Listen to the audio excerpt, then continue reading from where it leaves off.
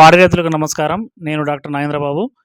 ఈ వీడియోలో మనం వేసవి కాలంలో పాడి పశువులకు ఎటువంటి జాగ్రత్తలు తీసుకోవాలి, అలాగే దూడల యాజమాన్యం ఏ విధంగా ఉండాలనే విషయాన్ని ఈ వీడియోలో క్లియర్‌గా తెలుసుకునే ప్రయత్నం చేద్దాం. ఈ వీడియోలో ఓన్లీ మనం హీట్ స్ట్రోక్ పాడి పశువులకు వడదెబ్బ తగిలినప్పుడు ఏ విధంగా లక్షణాలు చూపిస్తాయి, ఏ విధంగా ట్రీట్మెంట్ చేసుకోవాలనే విషయాన్ని ఈ వీడియోలో క్లియర్‌గా తెలుసుకునే ప్రయత్నం చేద్దాం. వీడియో చివరి వరకు చూసినట్లయితే మీకు మంచి ఇన్ఫర్మేషన్ లభిస్తుంది. చాలా జనరల్ టాపిక్, అందరికీ తెలిసిన విషయాలు కొన్ని ముందు చర్చించుకున్నట్లయితే వేసవికాలం రాగానే పాడి పశువులలో పాలోత్పత్తి తగ్గిపోతుంది. దీనికి ముఖ్యమైన కారణం పాడి పశువులు ఒత్తిడికి లోను కావడం. ఈ ఒత్తిడి ఏ విధంగా వస్తున్నట్లయితే సమ్మర్ స్ట్రెస్, ముఖ్యంగా అవి కంఫర్ట్ జోన్ నుంచి ఎక్కువగా టెంపరేచర్ ఉన్నప్పుడు అవి తట్టుకోవడానికి ఇబ్బంది పడుతుంటాయి.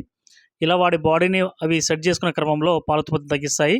దీనికోసం పాడి పశువులు చాలా తక్కువగా మేత తింటుంటాయి కాబట్టి పాలోత్పత్తి అనేది ఆటోమేటిక్గా తగ్గిపోతుంది. ఈ విషయం రైతులందరికీ తెలిసి వాటికి కంఫర్ట్ జోన్ ఇచ్చినట్లయితే పాలోత్పత్తి స్థిరంగా ఉంటుందని రైతులు ఆలోచించి చాలామంది రైతులు ఫాగర్ సిస్టమ్స్, అలాగే పాడి పశువులను ఉదయం మరియు సాయంత్రం చల్లని నీళ్లతో కడగడం వంటి మిటిగేషన్ స్ట్రాటజీ చేస్తున్నారు. సో ఈ విధంగా చేయడం వల్ల పాలోత్పత్తి అనేది స్థిరంగా ఉంటుంది. అలాగే డైరీ యాజమాన్యం ఏ విధంగా వేసవికాలంలో చేసుకోవాలని వీడియో ఆల్రెడీ ఛానల్లో అప్లోడ్ చేయడం జరిగింది. కుదిరితే ఆ వీడియో కూడా చూడండి, మీకు మంచి ఇన్ఫర్మేషన్ లభిస్తుంది.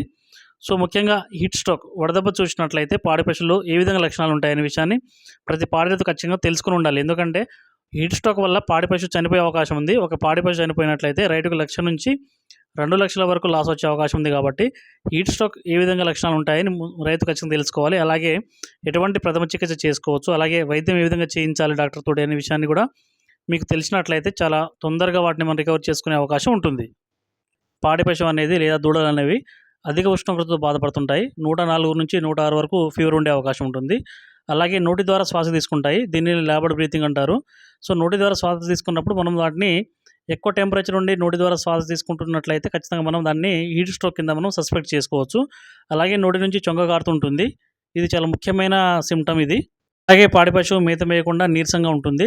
ఈ లక్షణాలు చూసినట్లయితే ఈ వేసవి కాలంలో ఖచ్చితంగా దానికి హీట్ స్ట్రోక్ లేదా వడదెబ్బ తగిలిందని రైతు గమనించుకోవచ్చు. సో ఈ సిమ్టమ్స్ అనేవి ప్రతి రైతు ఖచ్చితంగా తెలిసి ఉండాలి. అలాగే ముట్టె భాగం చూసినట్లయితే ఖచ్చితంగా ఎండిపోయి ఉంటుంది. అలాగే అలాంటి పాడి పశువులు నెమరు వేయకుండా అలాగే ఒక పక్కన నిలబడి ఉండే అవకాశం ఉంటుంది. ఈ లక్షణాలు రైతు గమనించిన వెంటనే ఖచ్చితంగా కొన్ని ప్రథమ చికిత్సలు చేయాల్సి ఉంటుంది. పాడి పశువుపై చల్లని నీరు చల్లుతుండడం వల్ల పాడి పశువు టెంపరేచర్ అనేది డ్రాస్టిక్గా డౌన్ అయ్యే అవకాశం ఉంటుంది. పాడి పశువు శరీరం నుండి ఎలక్ట్రోలైట్ లాస్ ఎక్కువగా ఉంటుంది కాబట్టి నరానికి ఖచ్చితంగా ఎన్ఎస్ కానీ డిఎన్ఎస్ వంటివి ఎక్కించాల్సి ఉంటుంది. అలాగే జ్వరం తగ్గించడానికి కంపల్సరీగా రైతు మెలాక్సిక్యామ్ మరియు పారాసిటమాల్ వంటి ఇంజెక్షన్లను కండకి వేయాల్సి ఉంటుంది. ఎప్పుడైతే పాడి పశువు ఈ విధంగా ఒత్తిడికి లోనై ఈ వడదెబ్బకు తగిలే అవకాశం ఉంటుందో శరీరంలో ఉండే చెడు బ్యాక్టీరియా అపరాయాన్ని తీసుకొని పాడి పశువుకి ఇంకా ఇబ్బంది పెట్టే అవకాశం ఉంది. కాబట్టి రైతులు ఖచ్చితంగా ఒక యాంటీబయాటిక్ ఇంజెక్షన్ని కండకు వేయాల్సి ఉంటుంది.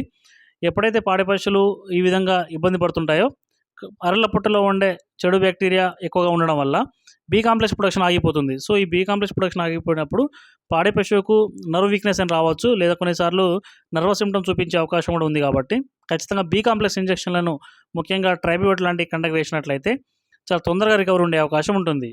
సో రైతులు గుర్తించాల్సిన ముఖ్యమైన విషయం ఏంటంటే పాడి పశువు ఇంత హై టెంపరేచర్తో బాధపడుతున్నప్పుడు ఒకేసారి చల్లని నీరు పోయడం వల్ల పాడి పశువు ఇబ్బంది పడే అవకాశం ఉంది. కాబట్టి దీని ఒక ప్రొసీజర్ ఫాలో కావాల్సి ఉంటుంది. ముఖ్యంగా ఒక 15 మినిట్స్ స్ప్రింకిల్ చేయాలి, ఒక 5 మినిట్స్ గ్యాప్ ఇవ్వాలి. ఇలా గ్యాప్ ఇచ్చినట్లయితే పాడి పశువు తన శరీర ఉష్ణోగ్రతని ఖచ్చితంగా మెయింటైన్ చేసుకునే అవకాశం ఉంటుంది. సో ఎప్పుడైతే మనం ఇంజెక్షన్స్ అన్నీ వేసేస్తామో ఈ ఎర్రల పొట్టలో డైజెషన్ ప్రాసెస్ ఆగిపోయింది కాబట్టి ఖచ్చితంగా మనం ప్రోబయాటిక్స్ ఇవ్వాల్సి ఉంటుంది. దీనికోసం మనం ఈకోటాస్ బోలస్ ఇచ్చుకోవచ్చు. అలాగే రోమినోఫెస్ వంటి బోలస్లు ఇచ్చినట్లయితే పాడి పశువుకు తిరిగి డైజెషన్ ప్రాసెస్ స్టార్ట్ అయ్యే అవకాశం ఉంటుంది. వీటితో పాటు మనం హిమాలయం పత్తిస ఇచ్చుకోవచ్చు, లేదంటే బయోవేట్ వైసీ గోల్డ్ అనే ఒక ప్రోబయాటిక్ పౌడర్ దొరుకుతుంది. అవి ఇచ్చినట్లయితే ఖచ్చితంగా అవి తొందరగా రికవర్ అయ్యే అవకాశాలు ఉంటాయి. సో ఈ విధంగా మనం పాడి పశువు కనుక హీట్ స్ట్రోక్కి ఇబ్బంది పడుతున్నట్లయితే ఈ విధంగా మనం ట్రీట్మెంట్ చేసినట్లయితే ఖచ్చితంగా యానిమల్ అనేవి రికవర్ అయ్యే అవకాశం ఉంటుంది. వీడియో చివరి వరకు చూసిన వారికి ఒక టిప్ ఏంటంటే ఈ వేసవికాలంలో ఎక్కువగా ప్రోటోజోల్ డిసీజ్ పాడి పశువులకు వచ్చే అవకాశం ఉంటుంది. కాబట్టి ఖచ్చితంగా డీటికింగ్ చేయించాల్సి ఉంటుంది. ముఖ్యంగా వాటిపై ఉన్న పిడుదులు, గోమార్లు మనం నివారించినట్లయితే పాడి పశువులకు ప్రోటోజోల్ డిసీజ్ రాకుండా ఉండే అవకాశం ఉంటుంది. సో ఈ వీడియో ఇక్కడ చూడడం వల్ల మీకు కొంత ఇన్ఫర్మేషన్ వచ్చిందని అనుకుంటున్నాను. ఈ వీడియో మీకు ఇన్ఫర్మేటివ్ అనిపించినట్లయితే ఖచ్చితంగా ఒక లైక్ అయితే చేయండి. అలాగే ఛానల్ ఎవరైనా కొత్తగా చూస్తున్నట్లయితే ప్లీజ్ సబ్స్క్రైబ్ ద ఛానల్.